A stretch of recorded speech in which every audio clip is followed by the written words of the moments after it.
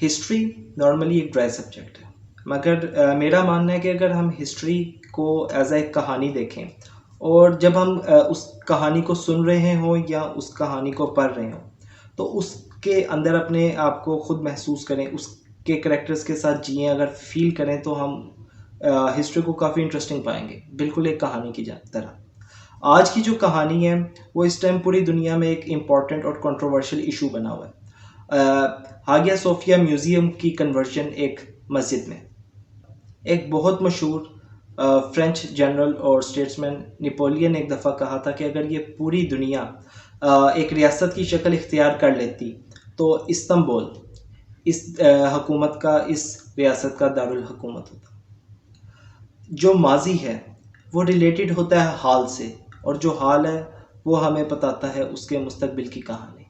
तो Hagia Sophia का हाल और मुस्तकबिल जानने के लिए हम इसकी हिस्ट्री के ऊपर बात करेंगे थोड़ी सी, फिर हम बात करेंगे इसके हाल के ऊपर और कुछ थोड़ी सी बात करेंगे उन रिएक्शंस की जो पूरी दुनिया से इसकी तरफ आ रहे हैं। फ्यूचर वो अल्लाह बेहतर जानता है, मगर थोड़ा बहुत हम इस पे कोई एनालाइज तो कर ही सकते हैं।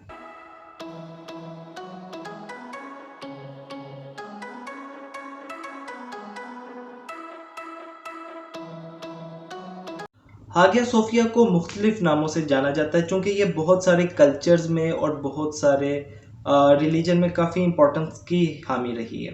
हागिया सोफिया को इंग्लिश में जैसे कि हागिया सोफिया कहा जाता है, अगर हम इसका टर्किश नाम देखें तो वो इसका आया सोफिया है। लैटिन पे अगर हम जाएं तो सेंटा सोफिया, और अगर इसका एक और नाम है the church of divine wisdom. ये बहुत इम्पॉर्टेंट मॉन्यूमेंट तो है। अब इसकी हम हिस्ट्री पे चलते हैं। हम लोगों ने तो, मैंने भी इससे पहले, इसकी रिसर्च से पहले यही सुना हुआ था कि ये म्यूज़ियम था, म्यूज़ियम से पहले मॉस्क और मस्जिद से पहले एक कैथीड्रल था। मैंने थोड़ा सा इसके बारे में स्टडी किया तो जो मेरी फाइंडिंग्स हैं वो मैं आपके साथ शेयर करता हूँ।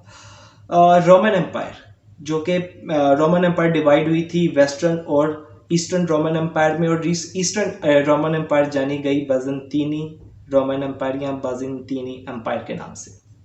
बाज़ंतीनी एम्पायर का जो कैपिटल था वो था कॉन्स्टेंटिनोपल कुस्तुनतुनिया, जिसको इसके पहले जो एम्परर था कॉन्स्टेंटाइन वन, उसने इसको दर्जा दिया था कैपिटल का, और उसने ही जहाँ पे आज हागिया सोफिया है वहाँ पे पहला कैथीड्रल तामीर किया था।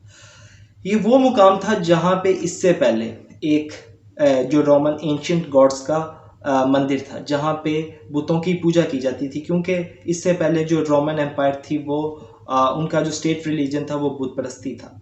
और जब जो एम्परर था उसने दीन ईसाइयत को कबूल किया तो पूरी रोमन एम्पायर का स्टेट रिलीजन जो था वो ईसाइयत में तब्दील हो गया। तो ये कैथीड्रल से मस्जिद में कन्वर्ट होने से पहले एक मंदिर से कैथीड्रल में कन्वर्ट हुई थी। सबसे पहले जो बादशाह थे एम्परर कॉन्स्टेंटाइन, उसने अपने दौर में जो चौथी सदी ईस्वी थी उसके अंदर इसको एक्लीसिया, मेगाल एक्लीसिया के नाम से एक कैथीड्रल की तामीर की, जिसका जो लिटरल मीनिंग बनता है वो है द ग्रेट चर्च। उसके बाद 404 में एक पॉपुलर अपराइजिंग होती है अगेंस्ट द स्टेट, और उसमें इस कैथीड्रल को आग लगा दी जाती है, ये तबाह हो जाता है। उसके बाद जो दूसरे बादशाह थे जिनका नाम थियोडियोसाइसिस, अगर मैं गलत हूँ तो माजरत, उन्होंने इसको दोबारा तामीर किया उसी मुकाम पे, उसी जगह पे। और उसके बाद क्या होता है कि ये दूसरी बार फिर गिरा दिया जाता है जो छठी सदी ईस्वी थी उसके अंदर एक पॉपुलर अपराइजिंग है। फिर आते हैं Justinian the great, Justinian one. उन्होंने 532 या 537 ईस्वी में यहाँ पे उसी मुकाम पे जहाँ पे मिगाल एक्लीसिया था वहाँ पे बुनियाद रखी हागिया सोफिया की, और उस टाइम से हागिया सोफिया नाम पड़ा, और ये अब तक हागिया सोफिया के नाम से जाना जाता है। जब ये बहुत इम्पोर्टेंस का हामिल था यहाँ पे, क्योंकि उस दौर में रोमन एम्पायर में स्टेट और रिलीजन वो मर्ज थे। सेकुलर जो गवर्नमेंट्स है जिसके अंदर स्टेट और रिलीजन अलग कर दिए गए थे, मगर उस टाइम स्टेट और रिलीजन एक थे, और उनका सेंटर था हागिया सोफिया। इसकी इम्पोर्टेंस की आप यहाँ से अंदाज़ा कर सकते हैं कि जब जस्टिनियन वन ने इसको तामीर करवा लिया और वो इसमें एंटर हुआ तो उसने ये कहा कि ए सुलेमान अलैहिस्सलाम, जो पैगंबर थे, जिन्होंने हैकल सुलेमानी, जो कि बैतुल मुक़द्दस में, जिसका अब सिर्फ दीवार गिरिया मौजूद है, जहाँ पे यहूदियों को आपने अक्सर फुटेज में इबादत करते हुए रोते हुए देखा होगा, वो इम्पोर्टेंस समझता था इस मॉन्यूमेंट की हैकल सुलेमानी के बराबर। तो जब उसने इसको तामीर करवा लिया और वो उसमें एंटर हुआ, तो उसके अल्फाज थे कि ए सुलेमान अलैहिस्सलाम, आज मैंने आपको भी क्रॉस कर दिया। यानी कि जो हागिया सोफिया है, उसकी इम्पोर्टेंस क्रिश्चियन वर्ल्ड में इतनी ज़्यादा थी। जो क्रिश्चियन वर्ल्ड था उसके अंदर काफ़ी फ़िरके हैं, और जो रोमन एम्पायर थी वहाँ पे कंट्रोल था ग्रीक ऑर्थोडॉक्स का। ये 537 से लेकर 1453 तक रहा। तो ये कैथीड्रल मुसलमानों को ने जब इसको कंकर किया और इसको तब्दील किया कैथीड्रल से मस्जिद में, उससे पहले भी इसके साथ एक वाक़या पेश आ चुका है। 1206 में इस शहर को लूटा गया, इस बिल्डिंग को, इस मॉन्यूमेंट को लूटा गया, इसकी जो नन्स थी उनका रेप किया गया, और जो यहाँ के क्लैरिक्स थे उनका कत्लेआम किया गया। और ये मुसलमानों ने नहीं। चौथा जो क्रूसेड था, जिसका जो मकसद था बैतुल मुक़द्दस को विन करना, वो तो ना हुआ, हागिया सोफिया विन हो गया। उसके बाद ये वापस रोमन एम्पायर के कंट्रोल में आता है, और 1453 में सुल्तान मोहम्मद फ़ातिह कुस्तुनतुनिया को फतह करता है, और इस जो कि पूरे क्रिश्चियन वर्ल्ड में इम्पोर्टेंस का हामी और सबसे बड़ा चर्च था, उसको कन्वर्ट करता है एक मस्जिद में।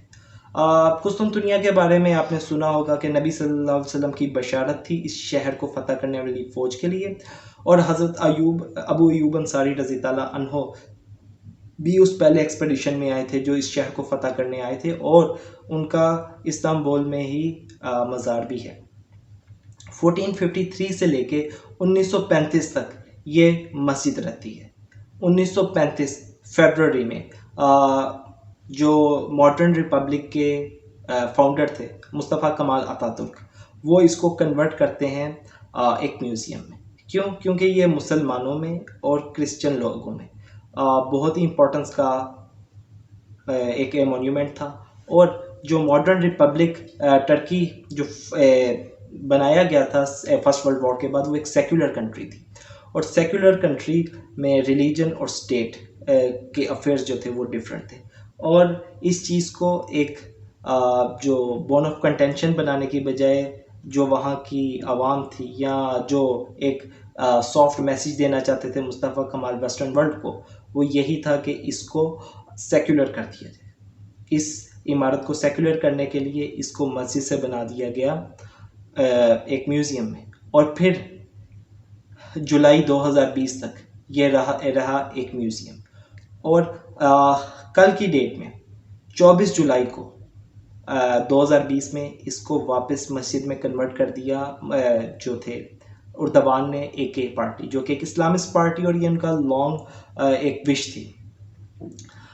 अब कुछ चीज़ें मैं इस पे रिएक्शन की बात करता हूँ कि वेस्टर्न वर्ल्ड से बहुत स्ट्रॉन्ग रिएक्शन आया। बहुत सारे क्रिश्चियन जो सेकुलर कंट्रीज़, यूरोपियन कंट्रीज़ की तरफ से बहुत इस पे एक तनकीद की गई, सबसे ज़्यादा ग्रीक्स की जानिब से, क्योंकि ग्रीक ऑर्थोडॉक्स जो थे वो इसके साथ ज़्यादा इमोशनल अटैचमेंट रखते थे।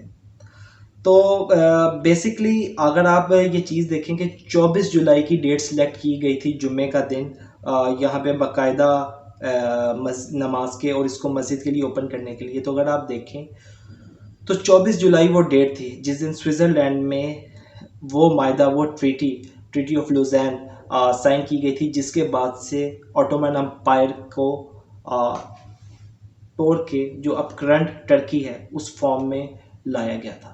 तो बेसिकली जो मैं अगर थोड़ा बहुत समझा हूँ उर्दवान और AK पार्टी को, वो बेसिकली रेनेसा या न्यू ऑटोमनिज़म में बिलीव करने वाले, और ये बेसिकली एक सिंबल था वेस्टर्न वर्ल्ड को टर्की की जानिब से, AK पार्टी की जानिब से। अगर आप बात करें, मैं मुस्लिम रिएक्शंस की बात तो नहीं करता, अगर हम बात करें यूरोप से काफ़ी स्ट्रिक्ट इसके ऊपर क्रिटिसिज्म आ रहा है, पोप ने बड़े इजहार किया है दुख का। तो मैं अभी इस पे कोई पॉइंट तो नहीं देना चाहूँगा, मगर मैं सिर्फ ये कहना चाहूँगा कि जो इस पे तनकीद कर रहे हैं। अगर आपको याद हो, स्पेन की मशहूर ज़माना मस्जिद कॉर्डोबा, वो अभी तक एक कैथीड्रल है। बल्गारिया में बहुत सारी ऑटोमन टाइम की मसाजिद, इवन ग्रीस में, जो कि सबसे ज़्यादा तनकीद कर रहे हैं, लातादाद ऑटोमन टाइम की मसाजिद हैं जो कि कैथीड्रल में तब्दील कर दी गई हैं। तो बात वही है नेशनल इंटरेस्ट की, जो कि मैंने अपनी पिछली वीडियो में बात की थी कि ये रिलीजन की बात नहीं है, ये बात है नेशनल इंटरेस्ट की। और कुछ लोग तनकीद ये भी कर रहे हैं AK पार्टी पे कि उर्दवान चूँकि अपनी पॉपुलैरिटी लॉस कर रहा है, तो उसने एक ऐसा कदम उठाया ताकि उसको वो इम्पोर्टेंस वो दी जा सके, क्योंकि ये चीज़ रही भी है कि जो लीडर्स हैं वो ज़्यादातर दीन का इस्तेमाल करते हैं या पेट्रियोटिज़म का इस्तेमाल करते हैं लोगों को अपनी तरफ करने के लिए। वो एक शेर भी है, अमीर शहर गरीबों को लूट लेता है, बहीला मजहब या बनाम वतन। तो इंडिया में, पाकिस्तान में बनाम वतन, टर्की में बहीला मजहब। इन केस में ये नहीं कह रहा कि इसी तरह किया गया, मगर अगर हम देखें तो एक बहुत इम्पोर्टेंट मॉन्यूमेंट है, एक बहुत इम्पोर्टेंट डेवलपमेंट है, और उसके साथ कौन कौन सी चीज़ें रिलेटेड हैं। हम सिर्फ ये ना देखें कि ये एक कैथीड्रल को मस्जिद में कन्वर्ट किया गया, ओरिजिनली एक ये मंदिर था। दूसरी बात कि जो लोग इस पे तनकीद कर रहे हैं, अगर आप किसी पॉइंट पे या किसी एक लार्जर पर्सपेक्टिव में बात करें तो बात समझ आती है। अगर आप किसी एक पॉइंट को पिन पॉइंट करेंगे तो फिर वो बात थोड़ी सी गलत हो जाती है। अगर आप तनकीद करते हैं इस चीज़ पे, आया सोफिया पे, तो बात होगी उन सारी ऑटोमन मॉस्क की जिनको कैथीड्रल में कन्वर्ट कर दिया गया। Thank you.